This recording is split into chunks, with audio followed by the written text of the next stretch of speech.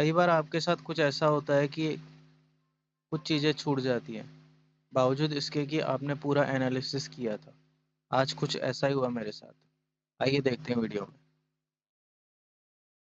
यहाँ पे मार्केट ने रेजिस्टेंस लिया, यहाँ से मार्केट नीचे आया, नीचे आते आते मार्केट यहाँ तक आया, यहाँ पे आके इसने फर्स्ट बॉटम बनाया। उसके बाद मार्केट ऊपर गया, फिर नीचे आया, फिर ऊपर गया।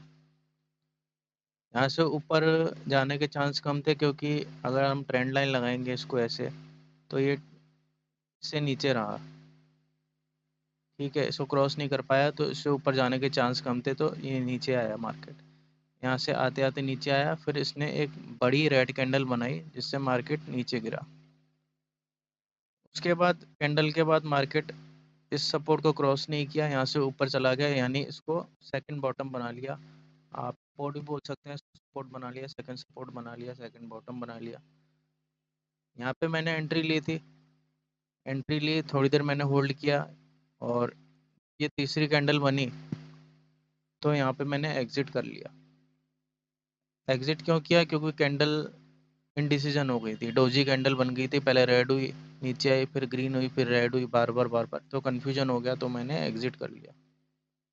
उसके बाद मार्केट ने इतनी लंबी रैली दिखाई वापस, जहाँ से मार्केट आया था वापस वहीं चला गया। मतलब मुझसे यहाँ से पूरा का पूरा मिस हो गया। मैंने सारी चीज़ें देखी, कैंडल भी देखी, सपोर्ट एंड रेजिस्टेंस भी देखा, फर्स्ट बॉटम भी देखा, सेकंड बॉटम भी देखा, लेकिन इन सब में मुझसे एक चीज़ मिस हो गई।